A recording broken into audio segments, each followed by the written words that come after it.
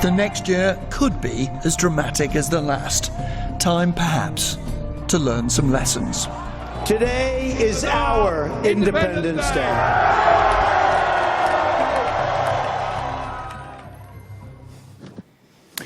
Plenty of food for thought. I was there that night when Britain voted for Brexit in Sunderland, and we'll never forget meeting people, talking to people who were saying things that we had not properly covered, even at the BBC, with all the effort we had made, and that they were sending a signal, not just to politicians and the political class, but to a certain extent to broadcasters too. Now, I said that there were two faces of 2016. Donald Trump sadly can't make it, but Nigel Farage has agreed to come, and I'm grateful for him to do so, because Farage is a man who is simultaneously one of the most successful politicians in Europe and one of the least successful. Why the most successful? Well, for 20 years, he has been laughed at, he's been derided, he's been insulted for claiming that Britain might one day leave the EU. Well, you know what? He, with the help of quite a few other people, pulled it off. Why is he one of the least successful politicians? Well, as I teased him before he came on the stage, he's run for election to the British Parliament, I think 7, he wouldn't confirm, it might be 8 times, and he's lost every time. And he's here, ladies and gentlemen, to talk to us about whether we are out of touch. Nigel Farage.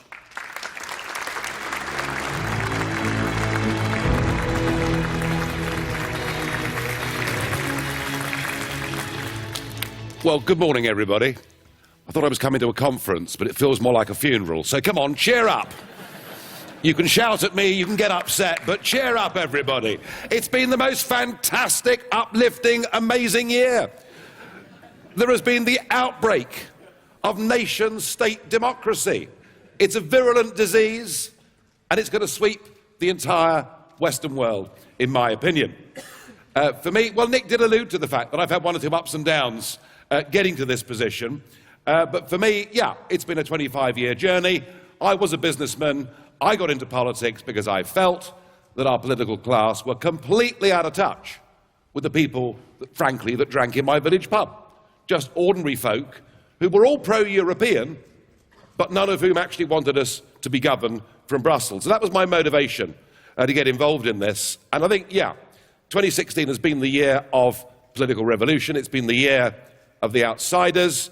But remember, what made Brexit happen and what got Trump elected were a lot of little people who don't normally vote at all, but have simply had enough and want to vote for change. They feel they've been talked down to. They feel they've been sneered at.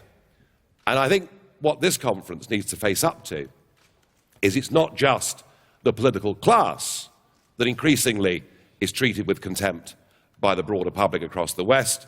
Actually, the national broadcasters are becoming, and the rest of the media too, are being, I'm afraid, viewed in the same way. You are now on a par with the political class. How about that? It's not a great place to be, is it? And the internet poses you a real challenge. Now, let me be clear. The internet, from my perspective, we would never, ever have got UKIP off the ground. We would never have been any more than a little fringe party had it not been for YouTube taking off in 2007 and 2008. At a time when whatever I did in the European Parliament in Brussels or Strasbourg, and those that have seen what I do there, I make very helpful, positive interjections and contributions. But the chances of me getting covered by a national broadcaster, by a national newspaper in 2008 were just about zero. Despite the fact I led UKIP into coming second across the entire United Kingdom in 2009, I simply couldn't get any coverage. There wasn't a story.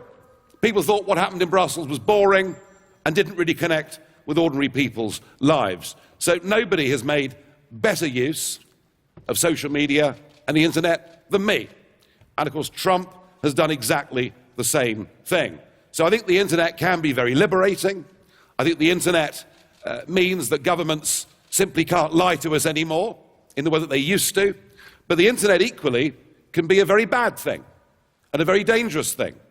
And through the internet alone, if people's trust goes away from you guys and goes completely to the internet, there is a genuine and real danger that perhaps very dangerous or bad ideas will take hold. So I think that the broadcasters and the media, in the wake of 2016, need to press the reset button. I never thought I'd say this, but I think you have got to be more responsible, and you have got to be more representative. Because at the moment, you're probably talking to less than half of the population in all of your respective countries. I don't want traditional media to disappear, but I do think traditional media needs to move outside of its metropolitan comfort zone. Now, my personal experience of this, of course, is mostly with the BBC. And some of this is personal, but much of it is backed up, by good documentation, an organisation that I've helped over the years called Newswatch. And we've, since 1999, we've analysed thousands of hours of BBC output on a variety of issues. For me personally, getting involved in politics, getting elected to the European Parliament back in 1999, one of the first things that happened is there was a joint production between Arte and the BBC. It was a series to be shown on BBC Two called Desperately Seeking EU-topia. And for 4 months, I had a fly-on-the-wall journalist with me, which, of course, as you all know, is the dream position for your industry to be in. So, yeah, I was calling Romano Prodi a wanker and one or two other things, which does tend to happen when you forget that it's there. But it was really interesting. So the story was about a 35-year-old politician just been elected from a no-hope party, a party who, through 624 hours of election coverage in 1999, the BBC had given UKIP 4.5 minutes. And yet, we'd won 3 seats, and we'd won 7% of the national vote. So for 4 months, they followed me on my first day in the European Parliament and getting the documentation and meeting other MEPs. Anyway, the BBC's contribution to this was about £70,000. But it was decided that the BBC would not show the programme. And there were questions asked in the House of Lords and elsewhere. And no, the BBC said that the content would be too damaging. So in the end, they relented. And they showed the programme at 10 o'clock in the morning on a channel called BBC Knowledge. I think it's now disappeared, that channel. And I think the viewership were 3 old ladies and 6 cats. But I did tune in to watch it. And I kid you not, before the transmission it said, viewers must be warned that during the course of the next hour, Mr. Farage expresses some very extreme opinions. I mean, God help us. All I was saying is we should govern our own country. We should be a democracy. We should control our borders and maybe think about linking out with a bigger, wider world. So I found from the start that it was very, very difficult. And to be honest, when it came to coverage of the European issue, from 1999 until 2012-13, the BBC's bias on this issue wasn't so much deliberate, it was actually biased by omission. They didn't think that issues like open-door immigration, as a result of EU membership and former communist countries joining, they just didn't think that that was a particularly relevant issue to talk about.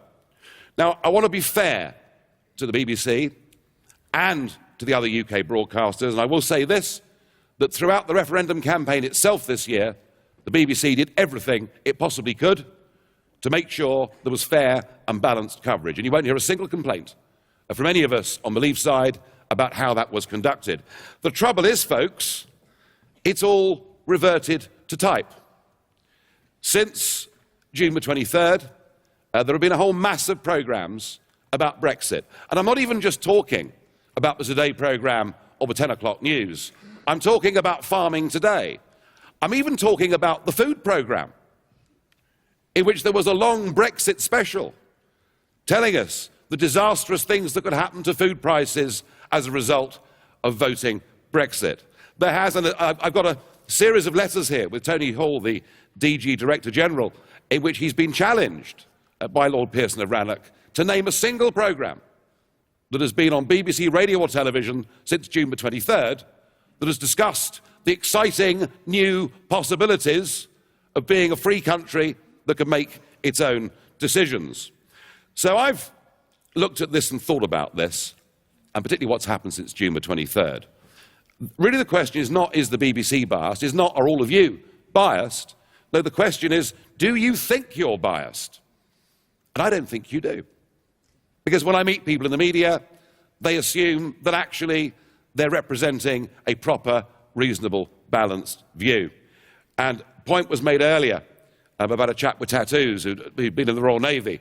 When I go into New Broadcasting House and I look at the people that are working there, the vast majority come from at least middle-class wealth, in many cases more than that.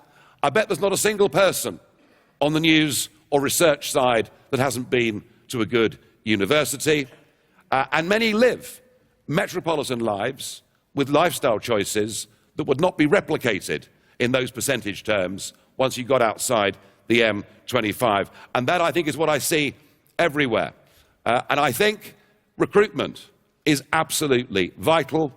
I think, just like politics needed a massive shake-up with some outsiders coming into it with different backgrounds who weren't necessarily career politicians, I think you in the media need to start drawing from a much broader spectrum of people. Now, I'm not for one moment, pretending that this is isolated to the United Kingdom. There are countries in which there is even less of a debate on some of these issues. Sweden, I think, probably being the worst country in the Western world, where I hope there are some Swedish broadcasters here. If it didn't upset someone this morning, I'd have wasted my time. Sweden, where you cannot, through the Swedish media, have any intelligent debate about immigration, about crime statistics, and they're almost completely in denial about the growth of this political party that is now polling over 25% in the opinion polls. I was in Stockholm 2 weeks ago, and I went with Václav Klaus, the recent president of the Czech Republic, and we gave a speech talking about the future of Europe and the vision that I have, which incidentally is not that I want the whole thing blown up and consigned to the dustbin of history. I want a completely different kind of European project where nation states work and trade together as close neighbours. But I have to say, in that visit to Sweden, neither President Klaus nor myself received a single request for a conversation with any Swedish media. So, I picked out the BBC this morning, Nick, because that's personal experience. But I would say also that there are some big issues that you guys need to think very hard about. The European question is one of them. We've shown with Brexit what is possible, and there are now many countries across the European Union seriously questioning their future in this project. I think in terms of immigration, I think you're still, many of you, covering this subject in the way that anyone that dares to raise the issue somehow has malevolent intentions underneath, which in the vast majority of cases simply isn't true. I think the coverage of radical Islam is another area where you're completely losing touch with vast swathes of your own population. In fact, it happens in politics too. Dear Hillary couldn't even bring herself to say radical Islam. She couldn't even use the term. And lastly, where I believe you're really getting completely out of touch is on your coverage of the issue of climate change. And I say this with particular reference to the wind industry. I have seen dozens of reports on British media about a new wind farm that is being built on an upland moor or being built at sea.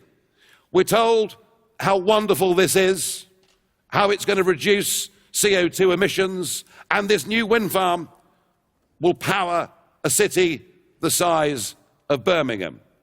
And what we don't get told is when the wind doesn't blow, it won't even power a single kettle.